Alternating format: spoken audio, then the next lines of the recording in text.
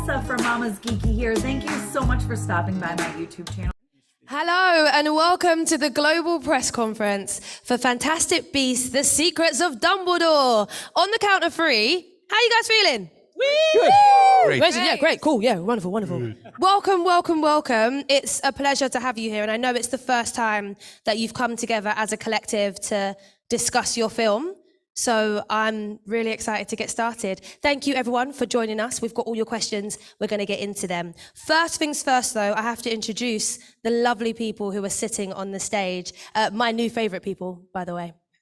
We've got producers Tim Lewis and David Heyman and director David Yates.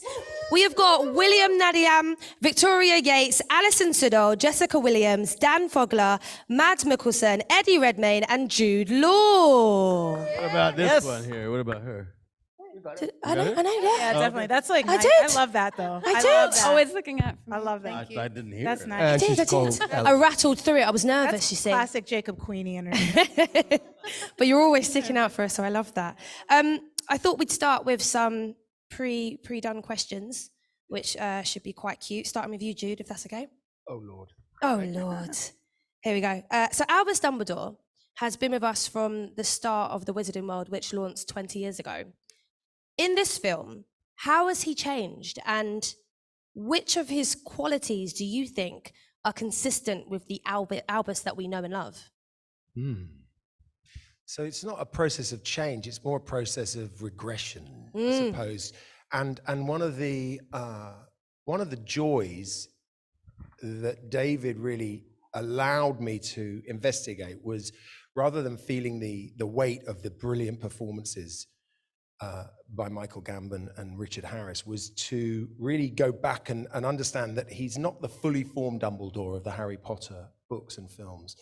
He's a man still finding his way, still confronting and resolving his demons. And that's what I mean by regression, I suppose, that in this film in particular, he's facing the past, he's facing himself and his own guilt. But if there were a quality that links him, I would say it's his mischievousness, his humor, and his belief in people, his belief, he sees the positive. You think how Dumbledore believed in Draco, he believed even in Tom Riddle. He sees the good, or the potential good. And I think that's something that he's always had. What appealed to you about diving into this character's history? I mean, it was a kind of no-brainer. Would you like to play Albus Dumbledore? Yes, I would. I felt like I'd been in preparation subconsciously from the minute I started reading the books to my children. And gosh, there's just so much in the character to mine and to investigate as an actor. And that's before you even get into this extraordinary world of magic. That's just him as a human. But the magic's really fun too. I remember Eddie telling me that on the second film, the first film for me, where he talked about, if there's a situation or a problem with a scene, or, you remember you've got magic at your disposal. And the scene in Berlin, when I had to basically pass on information to the team, went from being a scene where I was basically passing over maps to a scene with a magic hat and all sorts of things flying out. And that was the excuse of, well, yeah, it's magic, so I can do that. Eddie, it seems that in this film, Dumbledore is treating Newt more like an equal, giving him a position of leadership within the team that he assembles. Can you talk about their relationship and how it's evolved, and what it's been like working with Jude on his second film? I love the Newt Dumbledore relationship. It's, for me, what I love is that it's got that complexity of sort of master and apprentice, but it's evolved throughout the movies to being something almost fraternal, I would say, in this one, a sort of older brother, younger brother. And there's a moment in this film where Newt even takes it upon himself, sees the vulnerability in Dumbledore and tries to pass on a moment of wisdom to him. So that progression. But what I love about Newt is fundamentally he's an introverted guy and is most comfortable with his creatures and in his own world. but Dumbledore has seen a quality in him that has the potential for leadership, albeit in an unconventional way. And this film, what I love about this movie, it's like a wizarding heist movie in which this group of outsiders all band together with all of us are unconventional, all of us, and the leader is unconventional, and there's a kind of wonder in that. As far as working with Jude's concerned, I adore this man. He was a friend before we started working together, and one of the real joys about working on a series of films is you get to push things. You get to feel so comfortable working with each other that you can kind of push boundaries, I suppose. And also there's a kind of shorthand. So that was kind of joyful in this. Well, you spoke about this being a band of outsiders. Speaking of outsiders, Dan. Hi. I thought you were going to go that way and then this way and come back. You're back in the room, buddy. Okay, I'm here. So- When we first see Jacob in this film, it's clear that he and his bakery have fallen on hard times. Can you talk about where he is at the start of this movie?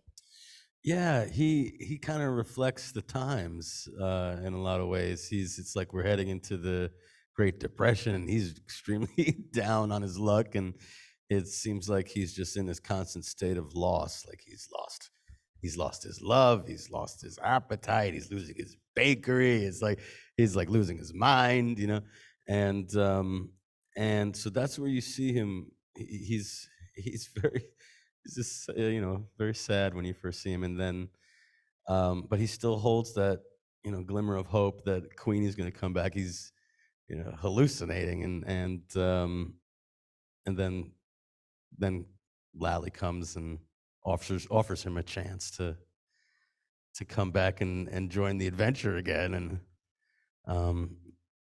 it's and he does it all for his love. That's his whole motivation. Well, Jessica, we do meet Lally briefly in the second movie, but in The Secrets of Dumbledore, she is a central character. Tell us a little bit more about her. Yeah, Professor Eulalie Hicks is a charms professor at Ilvermorny, the North American wizarding school.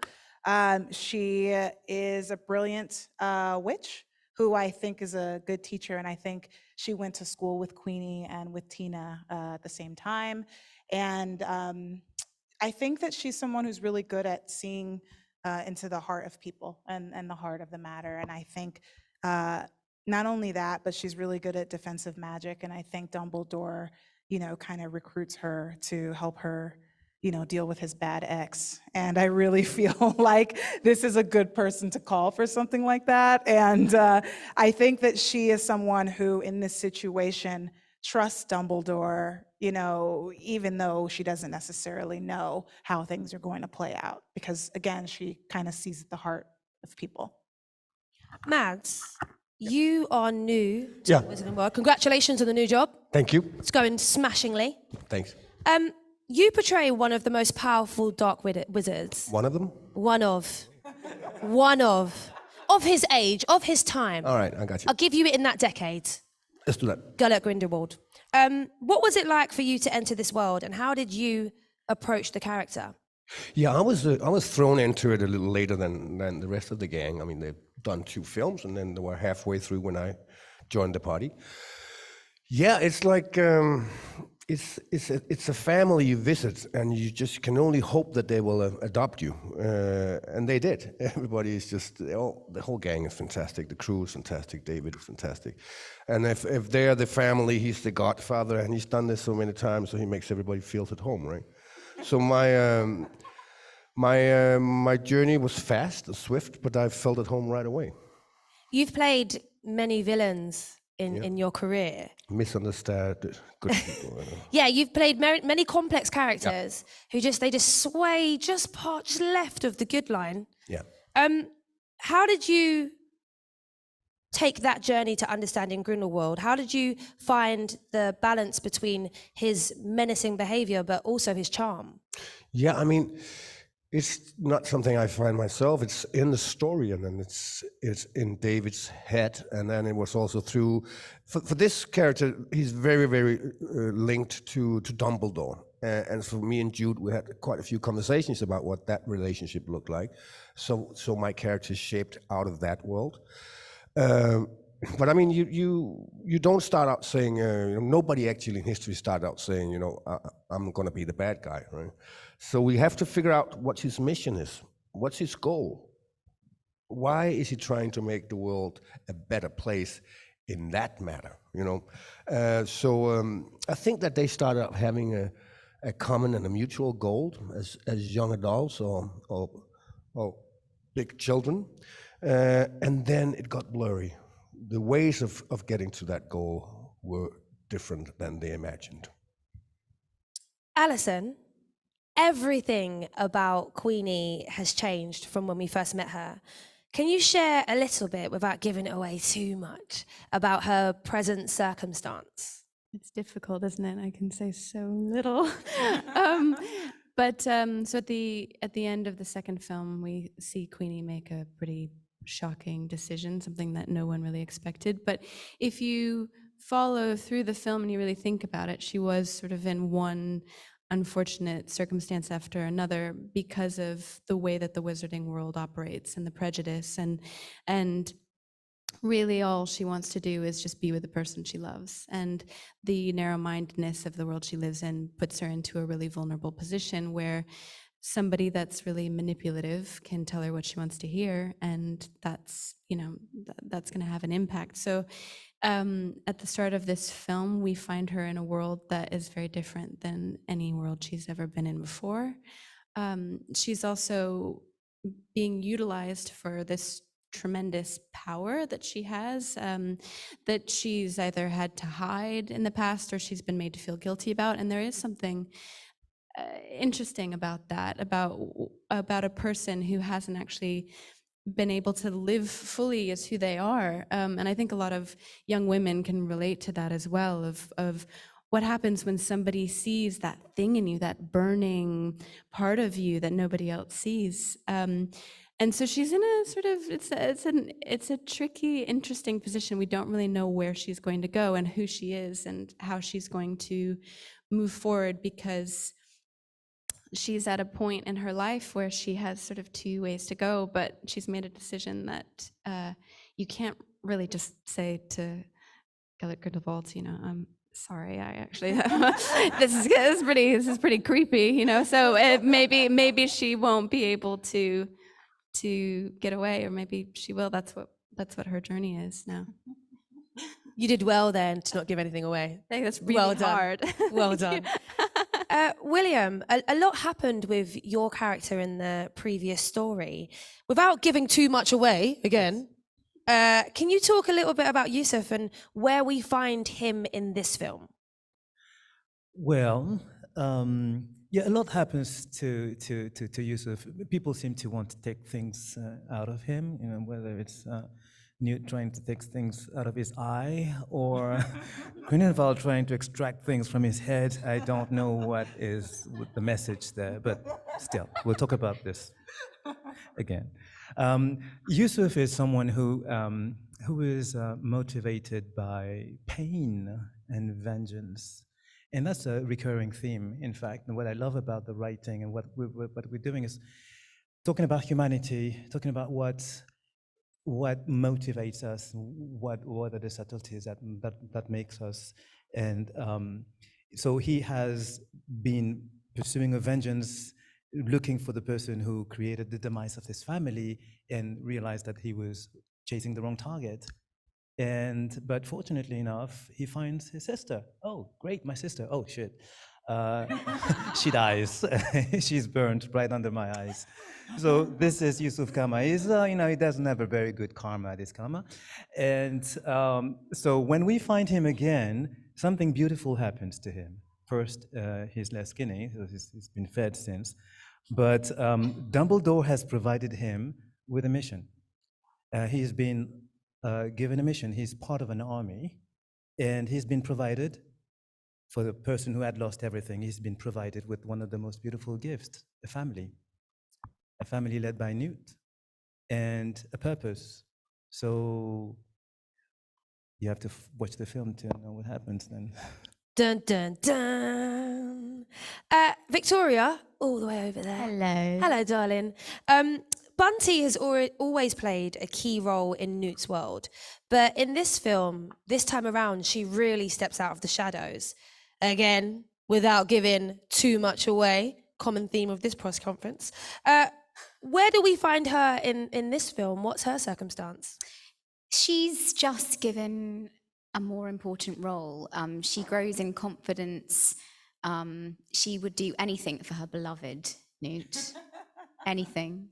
But you just see her step out of the shadows more, and Dumbledore gives her a mission, which will be very important to the film, without giving too much away. Ultimately, what are Bunty's feelings for Newt, and why do you think that the message isn't getting through? Why isn't the message getting through? Because she's obsessed, I suppose. No, she idolizes him. She has watched him, for most of her life, growing up in Hogwarts, seeing this, she loves beasts, and she's happier in the basement with beasts. And she wants to be like him, be as good as him. And so there's a lot of different levels of love, I think, a lot of respect. And, it happens, doesn't it? Unrequited love. I mean, it has been 8 years, but I hope she'll get there. I hope she'll branch out at some point. But, she just needs more time than other people to branch out. She's happy. She's happy in his shadow. Oh, Yeah. David. We recently celebrated the 20th anniversary of the Wizarding World, and you have been, I think it's an understatement to say, a major part of its cinema history. What have you loved about continuing this journey through 7 films, and what do you think is the enduring appeal of the Wizarding World? I think you can see it here on the stage this afternoon, the fact that these stories bring such a collective together to work on them. And there's something really beautiful and enjoyable about working with the people around me, which is a great pleasure. When you make a movie, it's a huge logistical enterprise, and it's tough, and creatively, logistically, technically.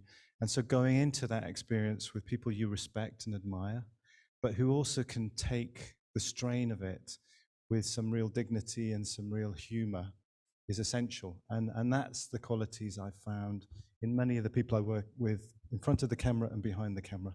So if I look back over those 7 films, it's a very fond memory of the many wonderfully creative people I've worked with across all of them. And that sense of family, we use that word quite a bit, but it's important because that doesn't always happen in our industry because it's a tough business. And when we come together to make something, it's always, I think, more interesting than working apart making something, so to speak. And I think what's enduring about these movies, I think they become a safe place to go to for lots of people. They celebrate certain values: loyalty, love, friendship, empowering the outsider, the person you always underestimate, things that resonate for a lot of people out in the real world, and they do it in this magical space. So I think it's it's a beautiful thing to be part of stories that create a safe space for some people when they go into the movie theater to watch them, and I'm very proud of that part. For both, beloved and new characters, how is this a return to the magic of the Wizarding World? Because, it's taken the audiences, I think, to say, on a ride. So how have you found this return? Well, with this movie in particular, our previous episode was quite complicated plot-wise for all of us. And it took us a while to figure that one out. And so with this story in particular, we wanted it not only to be emotional, but we wanted it to be enjoyable and for it to be a real treat. and for it to lean into the values of some of the earlier Potter films that had whimsy and charm, humor and humanity. We showed it to a little audience a few weeks ago, and there was this very young man in the audience. I won't name him, but he was a kid. And everyone turned to him when the lights went up and said, "What do you think?" You know, because he's one of our first audience members, other than the people here who've seen it. And he looked at me and he said, "I liked it, it's really human." And I thought, we'll take that. We've made a film with all this extraordinary stuff in it, and the one thing he takes away from it, it's really human. And that's a testament to the performances and the story and everything. It's really human. Let's have that in the world we're living in at the moment. Yeah. Tim, this film returns to some of the places that audiences love, but it also takes them to brand spanking new places as well. Can you talk a little bit about that? Yes, I mean, one of the exciting things, certainly for the audience and certainly for us filmmakers, is being able to open up the magical world and to go to completely new areas, which gave us hugely interesting, creative, new environments to reproduce. I mean, I'm not sure which countries I'm allowed to say, but we start off in China, in the forest, and that's a very different area for us to go to. We then spend quite a lot of time in Germany. We see the German Ministry of Magic, which we've obviously in the past seen New York, we've seen the UK, and it's nice to open up and just see a completely new ministry. And then at the end, we end up in Bhutan. Again, a completely new, different area. And then we do go back, as you said, to familiar places. We go back to Hogwarts quite a lot, and we go back to Hogsmeade. And I think that for us, as who've been on this journey for a while, is exciting to go back and see those places again, and be familiar with those places from all the previous films. We are about to open it up to the questions from the territories. Before we go there, actually, David, I did want to ask you about the big themes I wanted to ask about the big themes of this film. We've spoken about friendship, about loyalty. Are there any others we have to look out for? Gosh, there are so many themes that resonate throughout Joe's work and in this film. It's about family, the family you make, as opposed to necessarily the family you're born into. It's about the courage of doing the right thing. It's about love. It's about sacrifice. Ultimately, it's for Dumbledore, it's about choosing between the love he had and maybe still has, and doing the right thing for the greater good. He and Grindelwald have two different views, and it's about the choices, which again is something that really permeates all of Joe's work. It's about the choices you make. And it's for Newt, for Dumbledore, for all the characters, it's about making the right choices for them.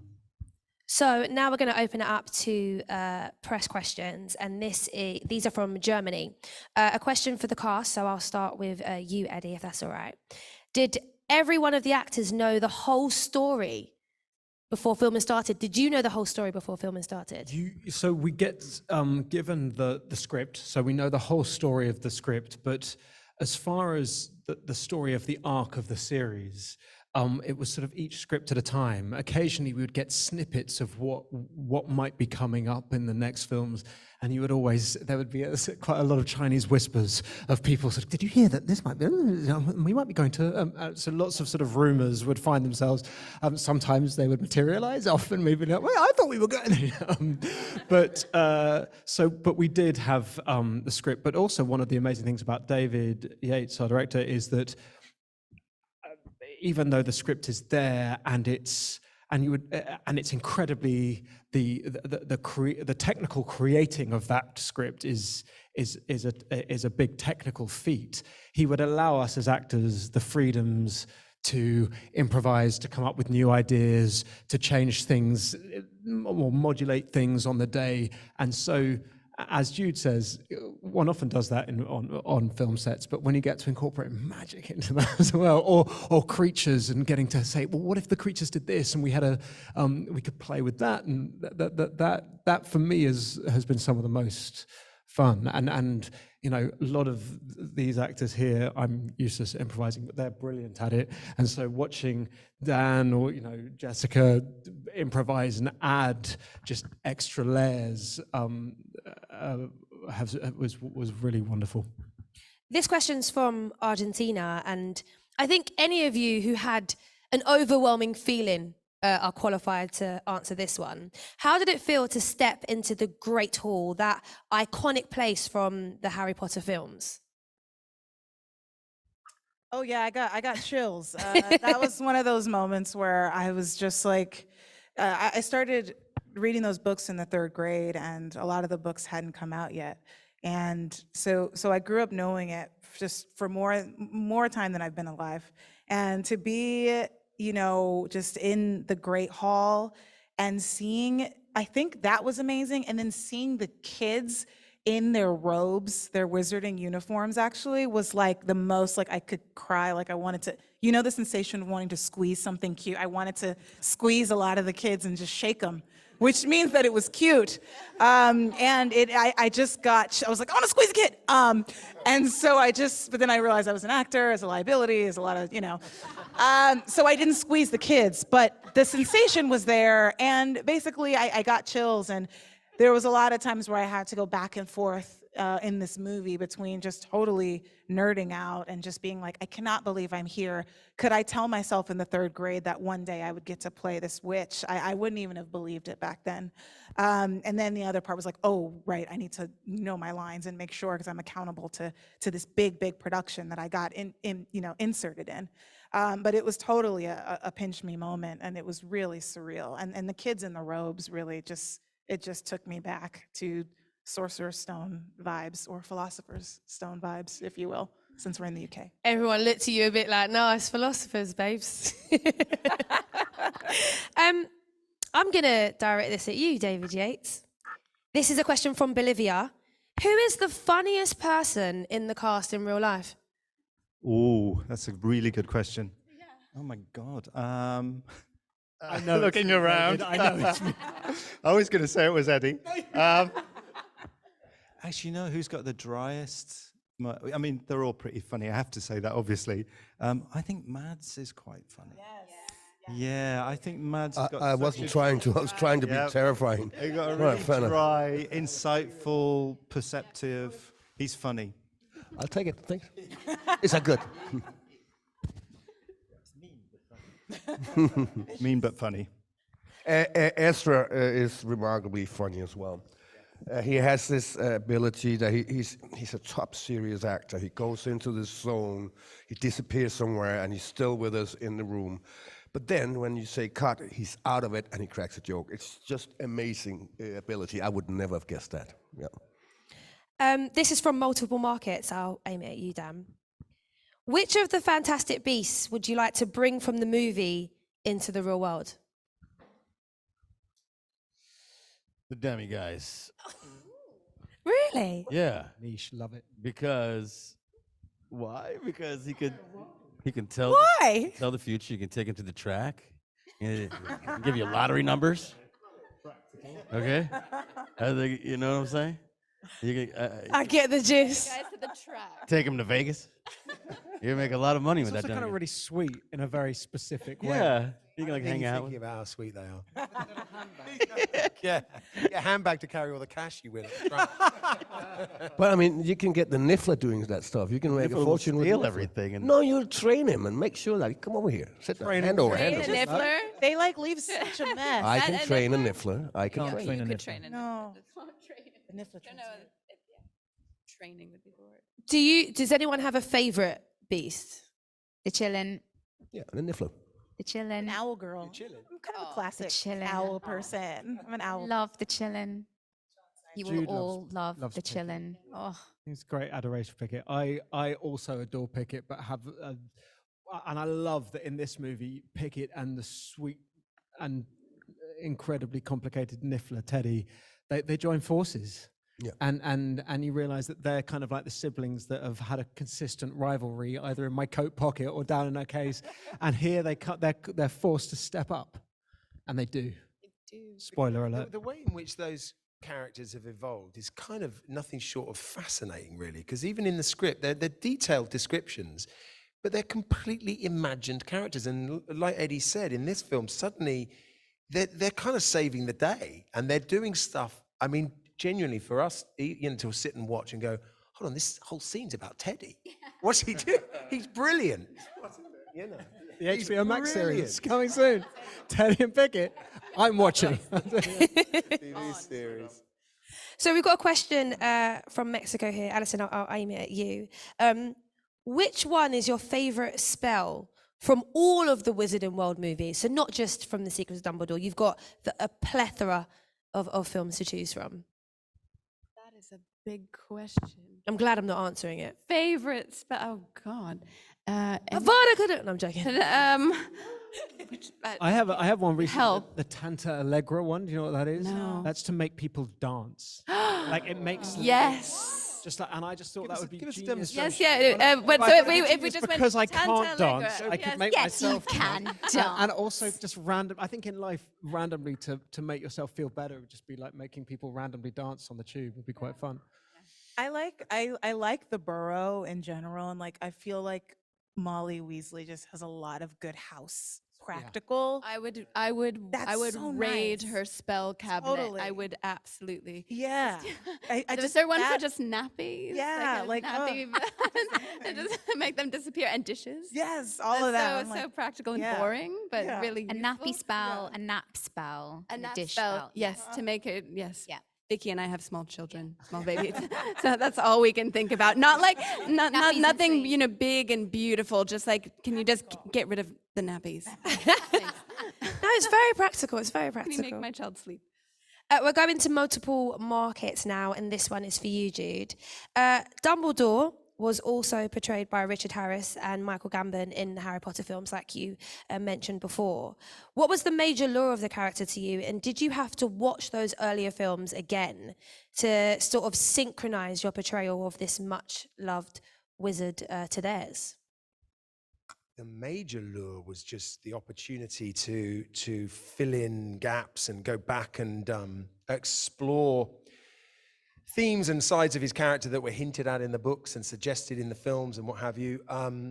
Yeah, any excuse to go back and watch. I mean, I was probably caught rewatching them over and over, saying, "I'm doing research, I'm studying." But I think, like I said, honestly, it was kind of important we felt to free ourselves from the Dumbledore we knew, because he wasn't quite that man yet. But at the same time, there were definite qualities that both Richard Harris and Michael Gambon gave the character that I wanted to steal, I suppose. The sort of humor and the relish of life and impish behavior. But both of them have a sort of a gravitas, a sort of soulness, a soulfulness that I thought was really beautiful and complicated. This film delves right into the relationship between Dumbledore and Grindelwald as well. It explores what brought them together, what tore them apart. Could you talk us through a little bit about their relationship and how you and Mads also work to establish that rapport on screen? Yeah.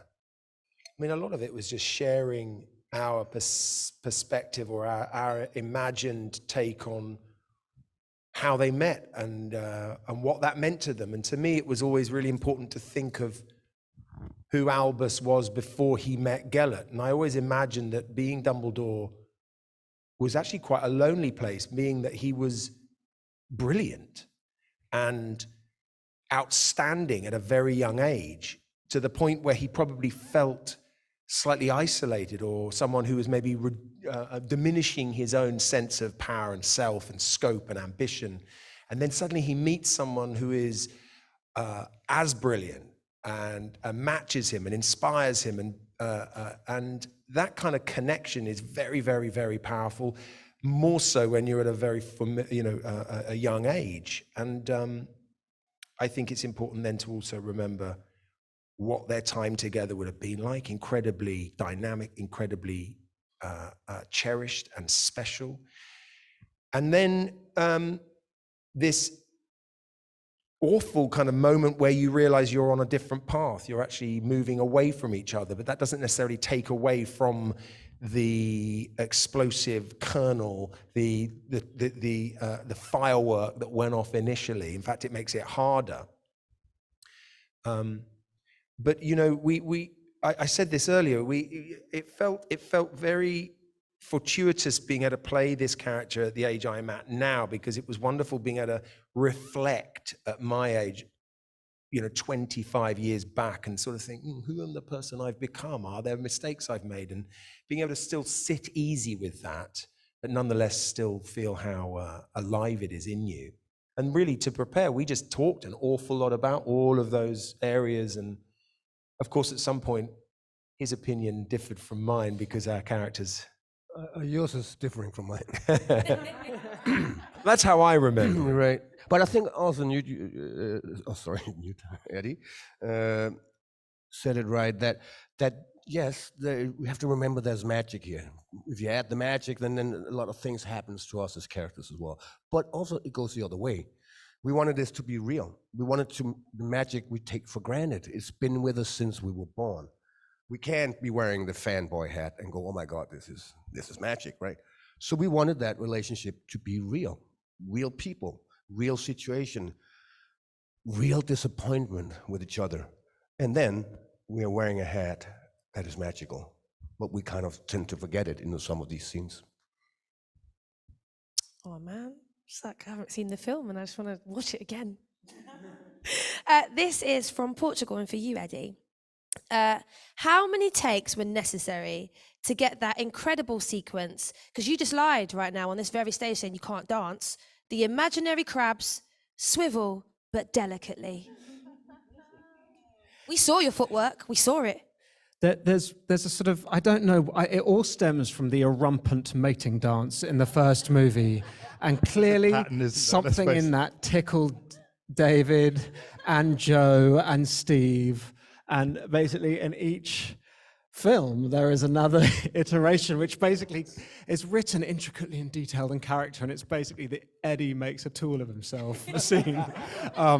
But of course, we took it incredibly seriously. And we spent a long time, David and I and Alex Reynolds, the movement director I work with, talking about, and how could this be? And let's look at real wildlife programs and see how we did all that. And then we did some very embarrassing outtakes, which probably exist, of me sending videos to David going, how about this? Sort of really intense dance things. And then eventually it was, how about I just wiggle and put my hands in the air? Is that a bit? And the other thing was there was this, at the same time, the special effects department were coming up with ideas of what the creatures might be. And so it ended up being, I'd love to say a marriage, but it was more a sort of car crash collision of two ridiculousnesses that met together. The weird thing is it was bloody exhausting.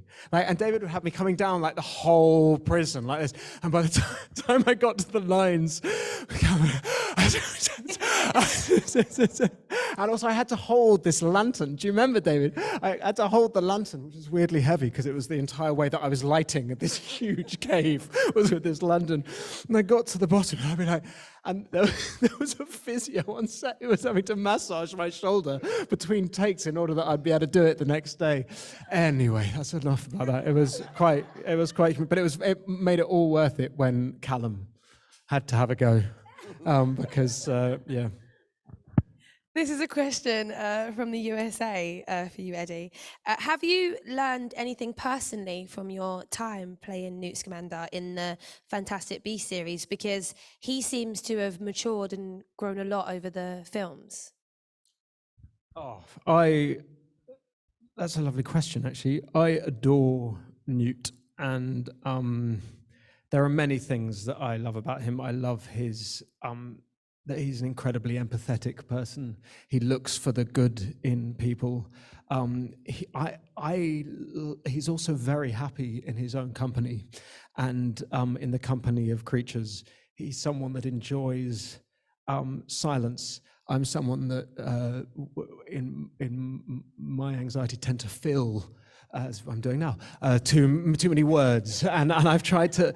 But along with that, there are various sort of epithets or things that he said, which I now try and live by. One is that worrying means you suffer twice, which was in the first movie. That I'm a great warrior, and I always tell myself, like, if the horrendous thing's going to happen, there's no point worrying about it, 'cause it's going to happen anyway, and then you're just going to have doubled your pain. And there's something that he says to Dumbledore in this piece, which I adore, which is that, and I'm butchering it here, but we all make mistakes in life, but you can try and make things better. And it's the trying that counts. It's the aspiring to make things better that counts. And sometimes you go, oh, I've really screwed that up. Oh, I'm just going to hide away in my hovel and put up the sort of exoskeleton. And I love that actually the way he thinks it's all about trying to make things better. And this question's from Mexico. All the Harry Potter fans, Eddie, have been waiting for the moment that your character returns to Hogwarts. How was it for you to film that moment? It's pretty amazing. I've got to say, one of our first scenes. It wasn't actually Hogwarts, but it was in the Hog's Head, and it was a group of us. Ali wasn't there, sadly, but a group of us.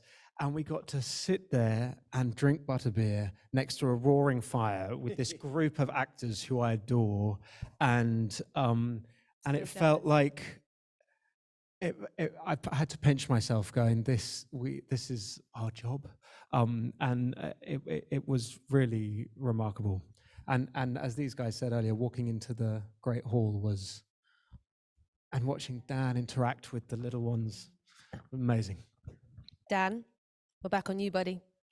This is from Germany. Food was delicious. How was the food? It was wonderful. Scrambled eggs were. A muggle being given a wand is something that you do not see every day. Ever, ever, ever. Can you talk us through how you felt playing Jacob's emotions when he received it? It was a huge moment. Yeah. I watched for 2 movies. Everyone get a wand, and they go to their training sessions, and I always was wondering, like, well, maybe one day they'll let me, like, maybe someone will drop one and I'll be able to, like, pick it up and give it back to them or something. And just to be, I felt like it was just an enormous honor to be handed this wand from Dumbledore. I mean, through Newt from Dumbledore. And I just thought, man, there's a lot of potential for some great comedy and action moments, which are in the film, with this Muggle just trying to, how does this thing work? Like just trying to figure it out, and it was just great, just having it, holding it, putting it in my pocket. If you see Jacob, he was not given any training, so he just kind of, he holds it like how a soldier would hold a gun or something. Yeah, it was just so cool. I felt like I was it's like being in a Western and not having a gun, suddenly I was, or being in Star Wars and not having a lightsaber. Like, I was handed a lightsaber, for me, that's huge. How do you feel that your character has evolved since the last movie? Okay, so I love Jacob's arc. I love how he keeps on trying to get out, but they keep pulling him back in, and I love how their relationship is, it's like how a relationship might go, or you fall in love, and it's really fun and exciting at first, but then after you get to know each other, maybe and then maybe. What are you saying? What are you saying? No, I'm saying for you. Uh-huh. You got to know Uh-huh. me, and you were like, you know what? Yeah, is that how it went? The grass is always greener. Really? That's the story, is it? Well, I'm trying to make it make sense in my mind. You're in But trouble. I am. I thought everything was cool. Sure. Where's your okay. wand now? Yeah, I don't. Yeah. I don't know. Hey, we're all muggles deep down. No, literally. are we? We all literally are muggles deep down here. Everyone here is a muggle. But I think that yeah, for him, for Jacob, the most important thing is Queenie, and yeah, I love how their relationship, makes for a good story. It can't always be love and roses, you have some tension there. She gets pulled away, and that's a huge part of the adventure is getting her back. That question was from the USA market, and this one is our final one. We've actually run out of time, which is mad because I feel like it's going really quickly, but having fun and all that. This is from Finland, and it's for Alison and Dan as well. In the previous film, we see Queenie and Jacob's paths diverge quite emotionally, and their storyline really stands out in this installment as well. How was it to enter the third film on such a different stand-in and have to work through it with different character dynamics? I mean, you've always had each other, haven't you, in the movie? You take it, and I will not question any part of it at all. I think it was sad, honestly, to not be together, because we started this journey out, all of us as a little group, and it was so wonderful. And then in the second film, we had barely any scenes together, and I was sort of alone or with people that I didn't know. And in this film, it's the same. We didn't get a lot of time, so the time that we had was really precious. And I think everybody wants these two characters to find their way back to each other, because there's something there. There's something there that's really deep and true and good. And it's the themes of love in this film are explored in different ways, of love that is good for you, love that is maybe not so good for you, but how complex it is, even when two people really love each other and it should just work. Sometimes it's just hard, so finding our way to each other or not it's always just better when we're together. I think it's always more fun. I agree wholeheartedly. Although I did have a great time with Mads, of course. It did not come know. across as honest. And, it's you're just a tiny bit scarier than Jacob. William, did you also have a great time with Mads? With Mads? Mm-hmm. Mads? Oh, he tells me to say yes. No, it was fantastic. Yeah, Mads is really people might perceive him as very impressive as a villain or whatever. I just see a fantastic actor, very, very subtle, very. He's basically the ideal partner. And also, I used to be a dancer before. I mean, it doesn't show now because my body is stiff, but I used to be a dancer before, and I've done theater. And immediately I could feel that he was a brother to me, and it was immediate. He dances in between takes. That's the best bit. You know, Yeah, wonderful dancing. remember, He can't help it. such a magical time.